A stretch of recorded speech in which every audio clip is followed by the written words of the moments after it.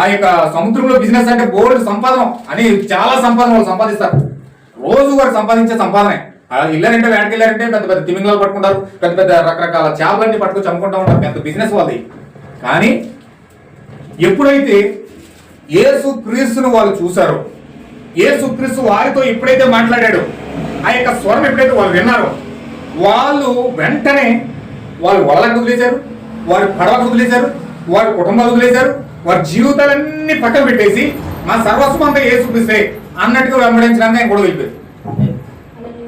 ఎవరైనా అనుకుంటారు వీళ్ళు పిచ్చి పట్టేసింది అంటారు బాబు, వీళ్ళకి ఏదో వచ్చి 4 మాటలు చెప్తే ఏకంగా మొత్తం ఇల్లు అన్ని మర్చిపోయి బిజినెస్ వదిలేసి మొత్తం అంతా వదిలేసి ఆయన వెనకాల వెళ్ళిపోయి ఏం చెప్పాడు, ఏం రాసి ఏమంది పెట్టి వేసి కూడా చేసేసాడు అనుకుంటారు.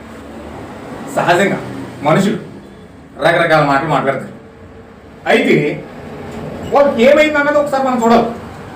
పేతురు అంత పెద్ద కోట్ల బిజినెస్ పెట్టుకుని ఒక్క మాట యేసుక్రీస్తు యొక్క స్వరం వినపడగానే ఆ కోట్ల బిజినెస్ అంతా పక్కన పెట్టేశాడు, వాళ్ళని పక్కన పెట్టేశాడు, నన్ను వెంబడించండి ఆయన వెంట వెళ్ళిపోయాడు. ఏం జరిగింది అక్కడ? అసలు ఆయనకి ఏం జరిగింది? కుటుంబాన్ని విడిచిపెట్టేశాడు, పడవను విడిచిపెట్టేశాడు, వాళ్ళను విడిచిపెట్టేశాడు, అన్ని విడిచిపెట్టేసి యేసుక్రీస్తుని వెంబడించడానికి ఇతను సిద్ధపడిపోయాడు. ఆయనతో పాటు అందరూ వెళ్ళిపోయాడు, యోహాను వెళ్ళిపోయాడు. హల్లెలూయా. అక్కడ ఏదో జరిగింది. ఏం జరిగింది అన్నది మనం ఖచ్చితంగా మనం చూడాలి. చూస్తే ఖచ్చితంగా మనం కూడా ఒక నిర్ణయం వస్తాం. చూస్తే మనము కూడా పేతురు ఏదైతే పొందుకున్నాడో, పేతురు ఏదైతే చూడగలిగాడో ఆత్మ ద్వారా, దానిని మనము కూడా ప్రత్యక్షత ద్వారా ఆత్మ ద్వారా చూడడానికి దేవుడు అనుమతిస్తూ ఉంటాడు. హల్లెలూయా.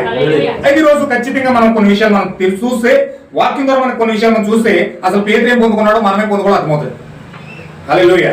చూడండి, ఈ సద్దుకాయలు పరిసయ్యులు యేసుక్రీస్తు దగ్గరికి వచ్చి ఏమడుగుతున్నారంటే, నువ్వు మెస్సీయా అంటున్నావు కదా, నువ్వు క్రీస్తు అంటున్నావు కదా, దేవుడిని నుంచి వచ్చిన దేవుడు కుమారుడు అంటున్నావు కదా, మనిషి కుమారుడు అని చెప్పుకుంటున్నావు కదా, మేము నిన్ను నమ్మునట్లుగా